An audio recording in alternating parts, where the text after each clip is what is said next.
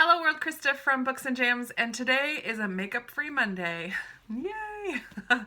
I am usually the only person in my office at the church on Monday mornings, and so I give myself the gift of not wearing any makeup. So I'm hoping the glasses and the bright sunshine will help give me some color. Maybe I'll pinch my cheeks or something. But today I'm going to tell you about all the things that I read in the month of February. So buckle your seatbelts. I'm going to go right through them quickly. I read 11 different things in the month of February, and that is a pretty big number for my normal reading month. But 3 of these were graphic novels, 2 of them were very short YA, 1 of them was a nonfiction that I just kind of browsed through bits and pieces of. I'm still counting it as read because it was a reread. So there you have it. Let's just jump right in. I'm going to go from the beginning of the month till the end of the month and let you know what I thought about the things that I read. So during the Super Bowl, I read Wires and Nerve by Marissa Meyer, which is the graphic novel that continues the story in the Lunar Chronicles. So this was a lot of fun. It was a super quick read. Obviously, I read it during the football game. I watched the football game too, in the background, kind of. It got very exciting towards the end. Yay, Patriots. Gotta cheer for my team since I live in Patriot country. Yes, Wires and Nerve was a lot of fun. It tells the story of Aiko, who is an android that is kind of Cinder's sidekick.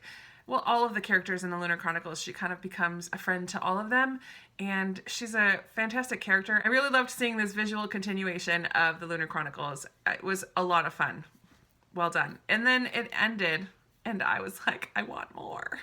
So I'm excited for more of those. The next book that I read is a reread, and I didn't read through the whole thing. It's The Total Money Makeover by Dave Ramsey. I had read this maybe 6 or 7 years ago, and really feel like being intentional about my finances is something that is a goal for me this year.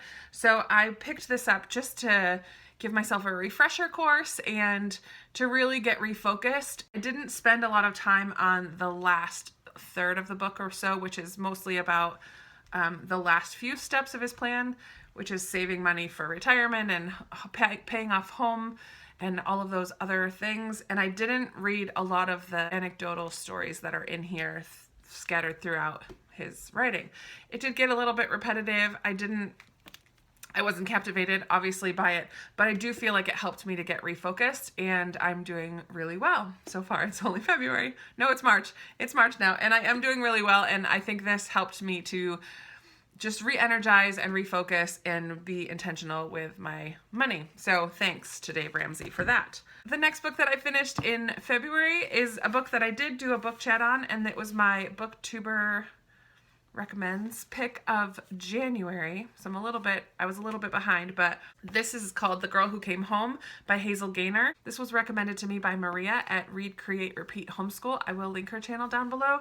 This is about a woman from Ireland who travels on the Titanic with 13 other people from her village in Ireland. She survives the Titanic. It's also the story of her as an older woman and her granddaughter, and how she tells her granddaughter the story of her experience on the Titanic. And I really, really enjoyed the story.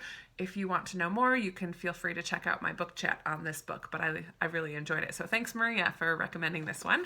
I wanted to finish a series that I had started quite a long time ago, so I flew through The Crown on one Saturday early in February.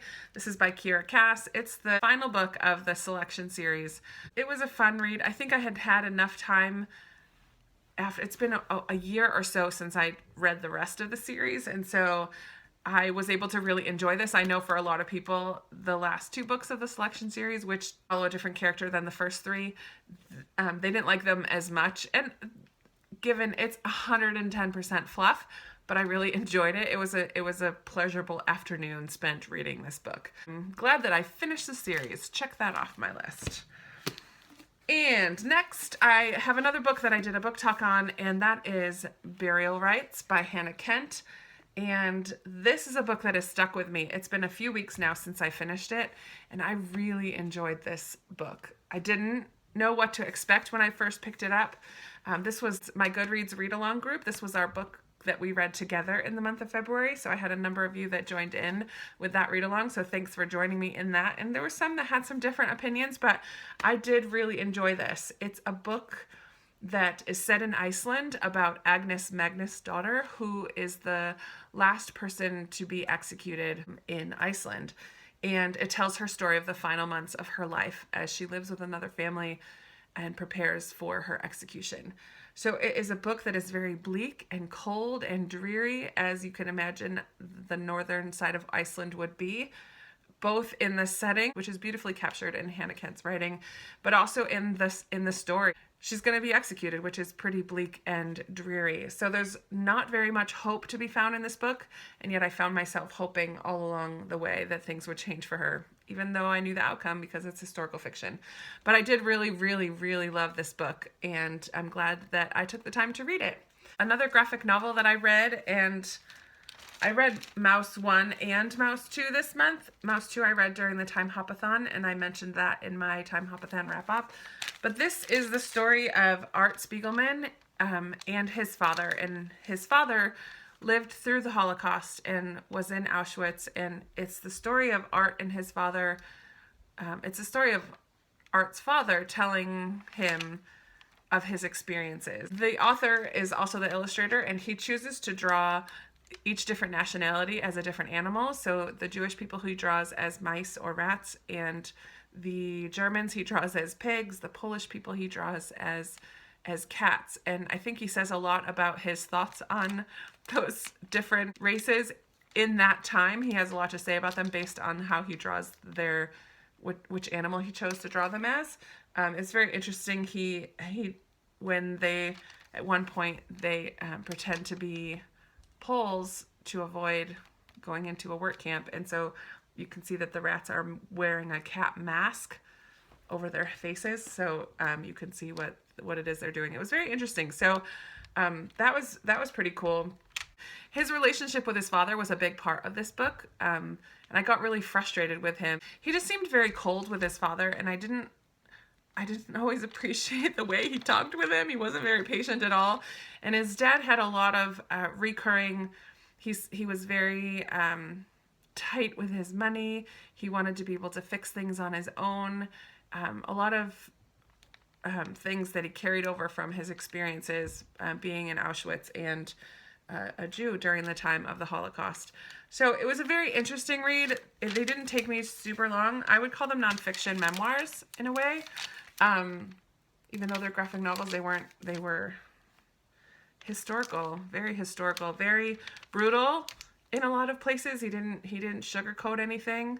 And maybe having the people be animals softened out some of that brutality a little bit, but I found it to be pretty brutal still as well.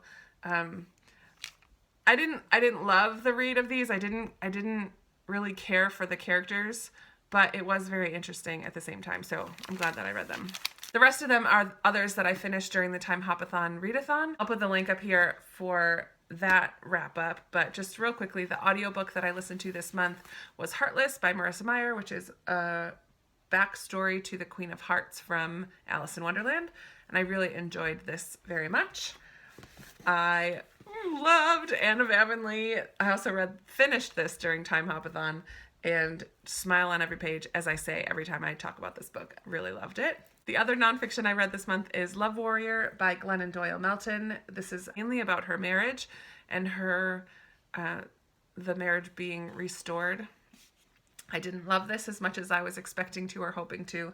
You can watch my wrap-up of Time Hopathon if you want to know a little bit more. There were some poignant parts of it, but overall I didn't connect with this at all. And finally is Every Heart a Doorway by Seanan McGuire, another book that I was really hoping to like a lot more than I did. This is the story of a home for children who go to other lands and then come back and feel that this reality is not their true home. So all of these teenagers are together at this one school, and then a murder happens, and there's a murder mystery in the mix of it. I didn't love it. It's super duper short. You can watch my Time Hopathon wrap up for a little bit more about what I thought about that one. I know this is very well loved on BookTube, but I am not one that very well loved it. So that is it for the books that I read in February. I think I had a really good reading month. For it being such a short month. I'm really pleased with the amount of books that I read. I would love to hear what your favorite read in February was, or about a book that didn't meet your expectations. I'd love to hear that as well. Chat with me down in the comments. Give this video a big ol' thumbs up if you liked what you saw, and subscribe if you'd like to see more, and I'll be talking to you soon. Bye! 6 of these books now have to go back to the library. And hopefully my fines will not be too much. Ah! Oh, have I showed you my jams lately? This was a sister style a couple months ago. I forget what it's called. It has little hummingbirds and flowers. It's dark, but also has flowers. Oh, can you see it? I'm going to be changing them soon because I've had these on for over a week.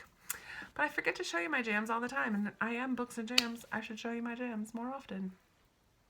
All right, that's it. Bye.